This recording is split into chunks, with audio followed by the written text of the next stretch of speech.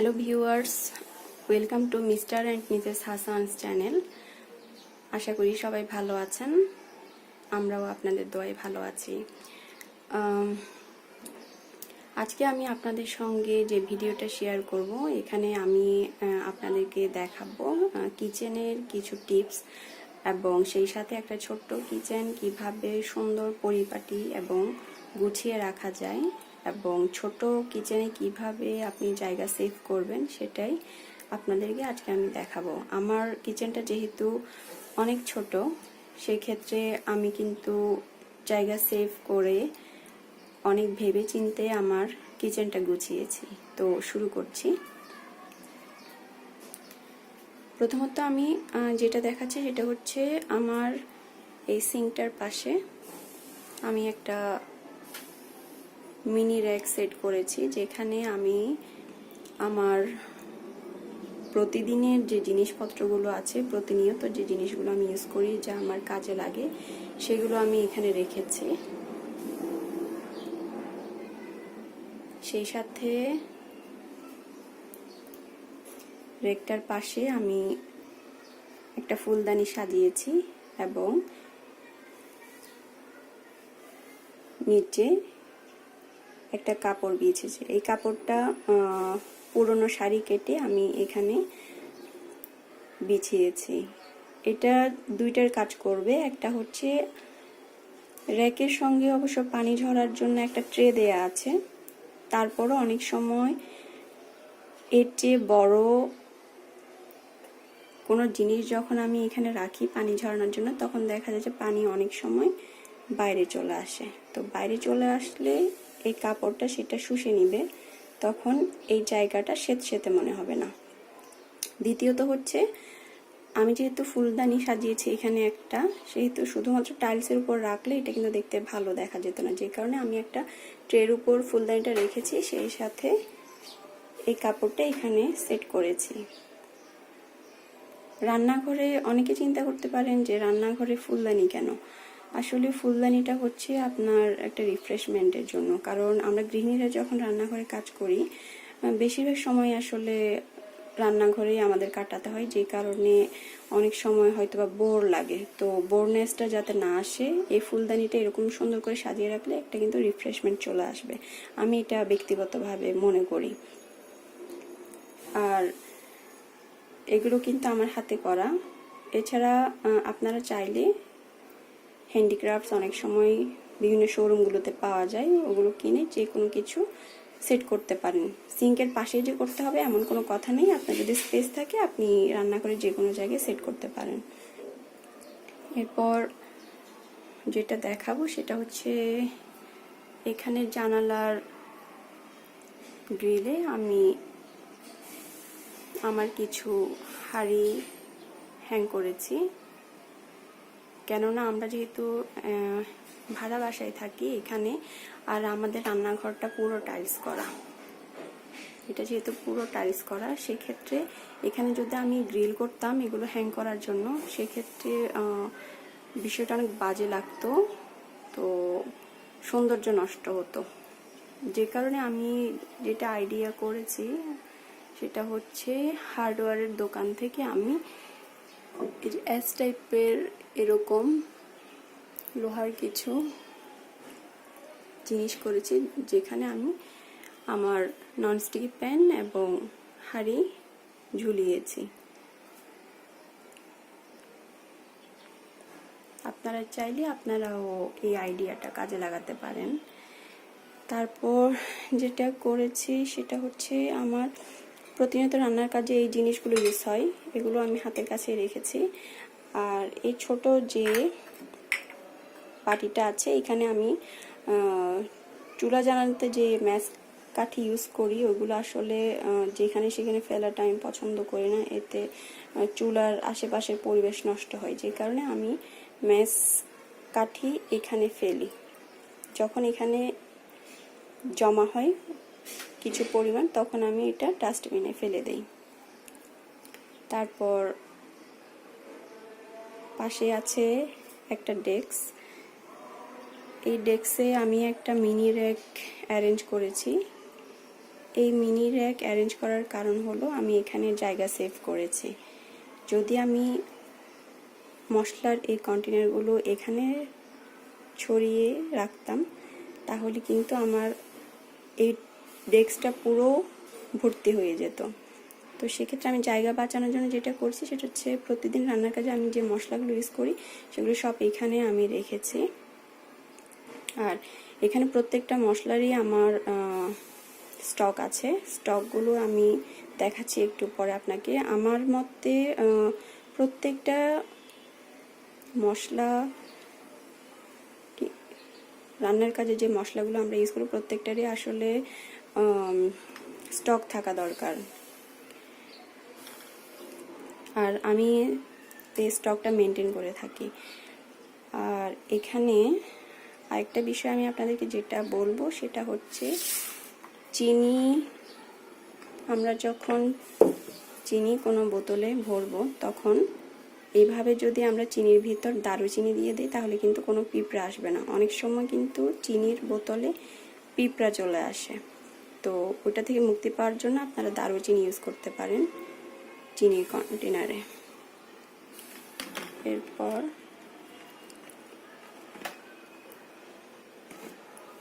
দেখাচ্ছি আপনাদেরকে আরেকটা টিপস, সেটা হচ্ছে এখানে যে তেলের বোতল এবং কন্টেনার দেখছেন দুটো, এই দুটোতে কিন্তু আমি এইভাবে কাপড় দিয়ে কভার করেছি।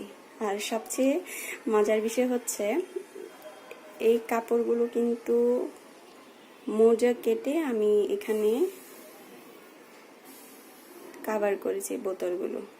কারণ অনেক সময় দেখা যায় আমরা যখন রান্নার কাজে তেল ইউজ করি তখন 1 ফোঁটা 2 ফোঁটা কিন্তু ছিটে বোতলের বাইরে গায়ে লাগে। তো ওই সময় আমরা যদি বোতলটা ধরি হাত কিন্তু তেল তেলে হয়ে যায়।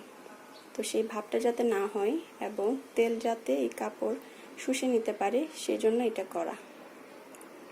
আপনাদের যদি এই আইডিয়াটা পছন্দ হয় আপনারাও করতে পারেন।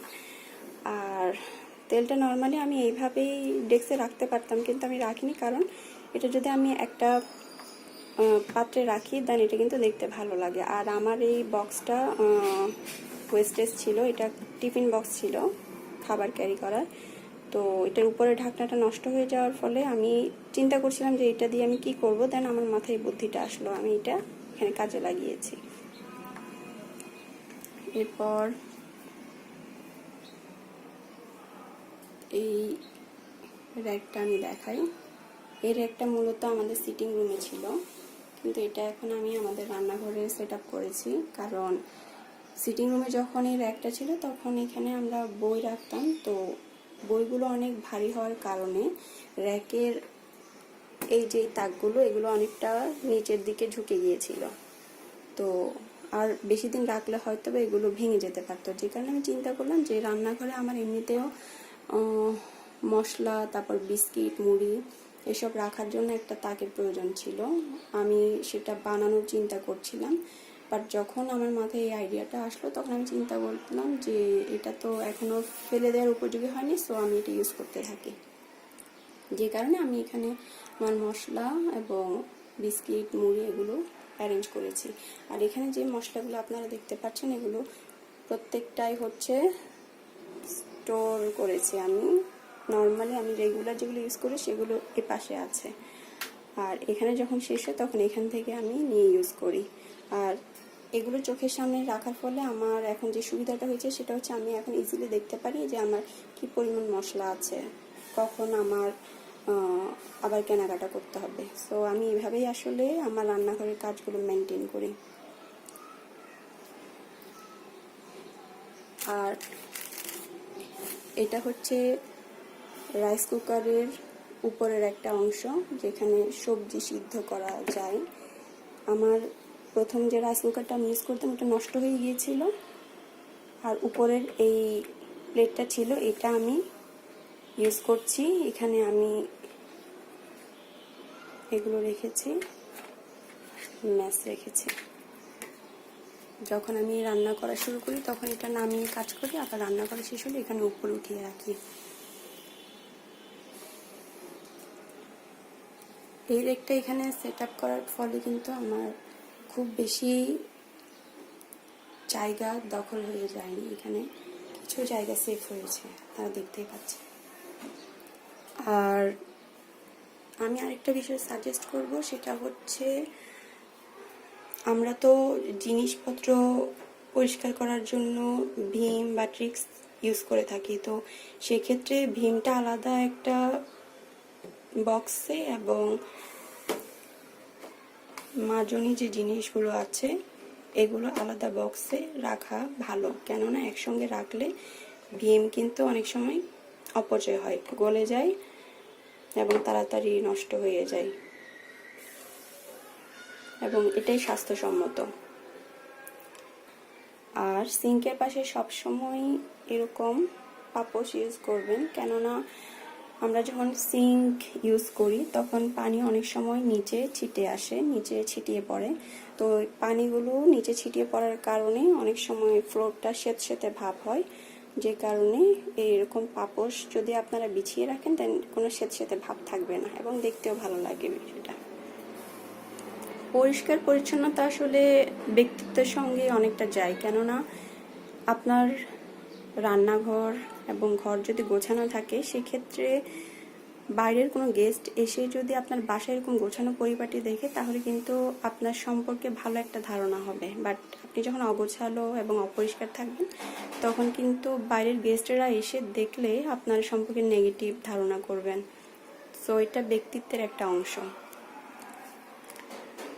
আর শুকনো বাজার আমি এই র্যাকে সেট করেছি, আমি আপনাদেরকে একটু দেখাচ্ছি র্যাকটা। এই র্যাকে আমি আলু, পেঁয়াজ, রসুন, ছোট আলু এবং প্রয়োজনীয় কিছু জিনিস রেখেছি হাতের কাছে, দেখাই। এই র্যাকের সুবিধা হলো আপনার একটা জায়গায় আপনি র্যাকটা সেট করলেন, বাট অনেকগুলো জিনিস আপনি সংরক্ষণ করতে পারছেন, বাট আলাদা আলাদা কন্টেনার বা পাত্রে যখন আপনি রাখতে যাবেন তখন অনেক বেশি জায়গার প্রয়োজন হয়, বাট এইভাবে র্যাকে সেট করলে জায়গা খুব কম লাগছে এবং দেখতেও ভালো লাগে। আর এখানে আমি যা রেখেছি সেটা হচ্ছে পলিব্যাগ, আমি এখানে সংরক্ষণ করেছি আমার বিনে ইউজ করার জন্য, কারণ বিনে আপনি ডিরেক্ট যদি ময়লা ফেলেন সেই ক্ষেত্রে বিনটা খুব দ্রুত নোংরা হয়ে যায় এবং পরিষ্কার করতে কিন্তু ওই সময়টা খারাপ লাগে, বাট আপনি যখন পলি বিনে দিয়ে ওইখানে ময়লা ফেলবেন তখন কিন্তু জাস্ট পলিটা রিমুভ করলে আপনার সপ্তাহে একদিন বিনটা পরিষ্কার করলে হয়ে যাবে এবং দেখতেও ভালো লাগবে। সেই সাথে এখানে আমি একটা হ্যাঙ্গারে এখানে আমার রান্নার সময় আমি যে অ্যাপ্রনটা পরি এটা রেখেছি, আর প্রয়োজনীয় কিছু তাওয়াল আছে এখানে, হাত মোছার জন্য, বাটি মোছার জন্য আলাদা আলাদা তাওয়াল আমি রেখেছি এখানে। আর এখানে যে র্যাকটা আছে এটা আমি এইভাবে সাজিয়েছি, আমি একটু দেখাই কাছ থেকে আপনাদেরকে জিনিসগুলো।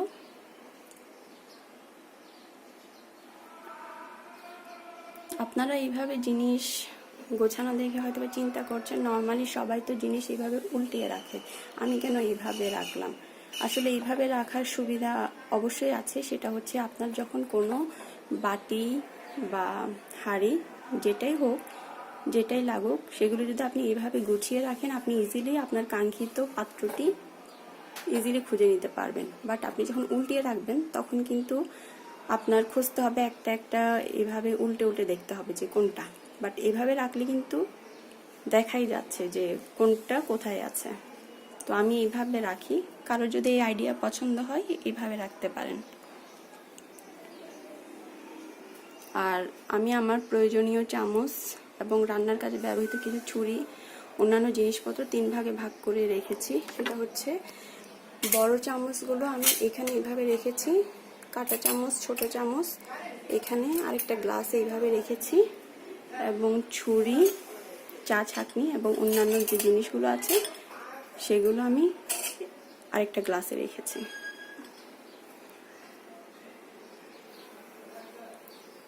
আরেকটা বিষয় যেটা আছে সেটা হচ্ছে রাইস কুকার। রাইস কুকার নিয়ে অনেকে বিব্রত বোধ করেন এবং রান্নার কাজে রাইস কুকার ইউজ করার ক্ষেত্রে বড় যে প্রবলেমটা সবাই ফেস করে সেটা হচ্ছে এটা রান্নার সময়, রাইস রান্নার সময় অনেক সময় ভাতের পানি বাইরে চলে আসে, এবং বাইরে চলে আসলে যেটা হয় সেটা হচ্ছে অনেক সময় ওয়াল নষ্ট হয় আর নিচে ফ্লোরটা পানি পড়ে পুরো নষ্ট হয়ে যায়। তখন সেটা পরিষ্কার করতে আসলে একটু টাফ হয়ে যায় এবং বিরক্তও লাগে। আর আমি কিন্তু প্রথম দিকে ফ্লোরে কাপড় ইউজ করতাম, তো কাপড় ইউজ করার ফলে যেটা হয় সেটা হচ্ছে প্রতিদিন আমার ওই কাপড়টা পরিষ্কার করতে ইচ্ছে করতো না। তো আমি পরে যেটা চিন্তা করলাম সেটা হলো রাইস কুকারের চাইতে 2 গুণ বড় একটা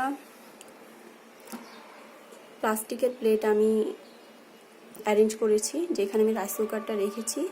এবং এটা ইউজ করার ফলে আমার যে সুবিধাটা হয়েছে সেটা হচ্ছে ভাতের পানি এখন এই প্লেটে পড়ে, যে কারণে আমার এখন ওয়ালটাও নষ্ট হয় না এবং ফ্লোরটাও নষ্ট হয় না, এবং প্রতিদিন আমি জাস্ট এই প্লেটটা ধুইয়ে নিই। তখন আমার কাজটা আসলে অনেক ইজি হয়ে গেছে। তো আমি সাজেস্ট করব যারা রাইস কুকার ইউজ করেন তারা পরিবেশ সুন্দর রাখার জন্য এরকম প্লাস্টিকের প্লেট কিনে রাইস কুকার নিচে ইউজ করতে পারেন। আর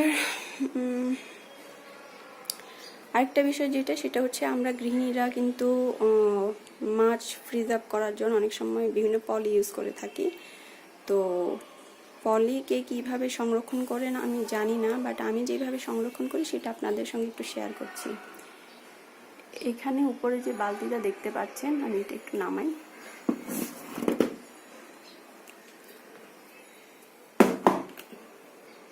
মাছ ফ্রিজ আপ করার জন্য এবং সবজি ফ্রিজ আপ করার জন্য আমি কিছু পলি ইউজ করে থাকি। তো এই পলিগুলো আমি খুব যত্ন সহকারে রেখে দিয়েছি। নর্মালি অন্য কোথাও যদি আমি রাখতাম তাহলে এটা এত ভালো থাকতো না, দেখতেও বাজে লাগতো। তো আমি এটা বালতির ভিতরে অ্যারেঞ্জ করেছি, কিভাবে দেখাচ্ছি।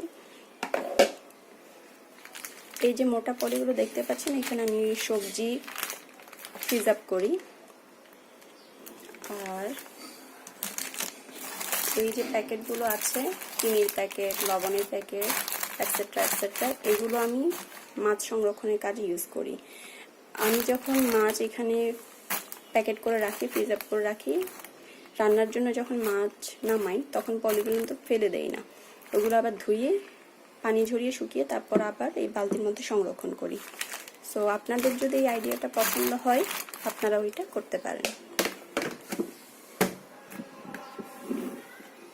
ওকে, আমার কিচেন ট্যুর অলমোস্ট শেষ।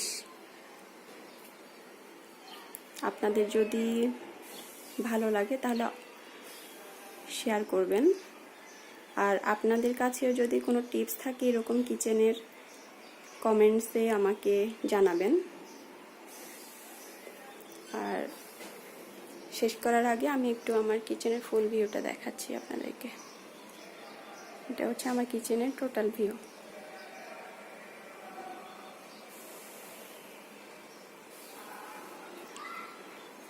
আর এই দিকে হচ্ছে ডাইনিং রুম থেকে কিচেনে এন্ট্রি করার ডোর হচ্ছে এটা। এইভাবে আমার কিচেনে এন্ট্রি করতে হয়, এবং আমার কিচেনটা স্কোয়ার সাইজের নয়, এটা হচ্ছে লম্বালম্বি সাইজের ছোট্ট কিচেন।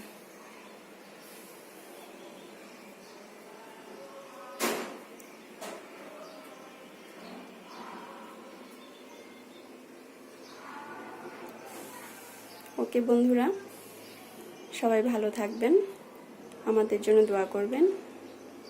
আজকের মতো বিদায় নিচ্ছি। আল্লাহ হাফেজ।